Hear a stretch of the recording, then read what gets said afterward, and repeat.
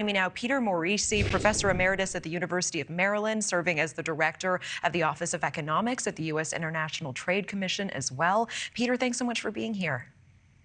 Nice to be with you. The headlines calling this a bank contagion. What does that mean, and are we there yet?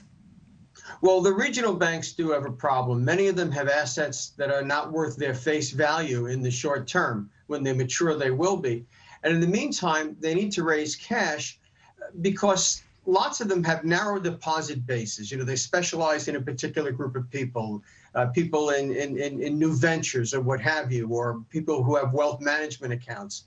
And in an environment where interest rates are rising, they're pulling their money out.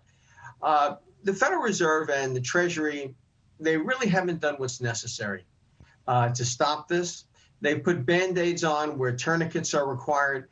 And as a consequence, we can continue to see a loss of confidence. What would a tourniquet look like? What is needed? Okay, we need deposit insurance on all of the assets of the bank, all the bank accounts. You know, if JP Morgan was in this kind of trouble, essentially your deposits would be insured no matter how large they are, because they're considered systemically important.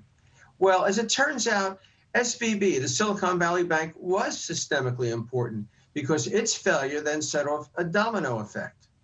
One after another, we're watching these banks fall because the option that banks have to raise more capital is to sell stock.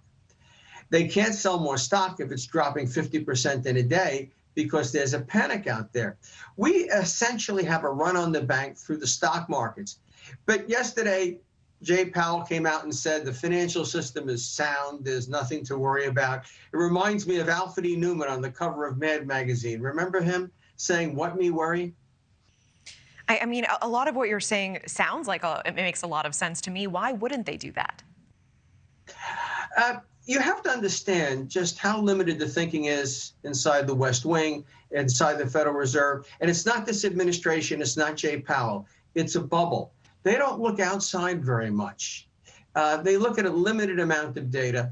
And as a consequence, they tend to cling to old notions. For example, they cling to the notion that insuring old deposits creates moral hazard. What they prophesize is that, you know, depositors should consider the security of their banks. Think about it. Suppose grandma has $500,000 from saving all her life in cash against some stock to retire.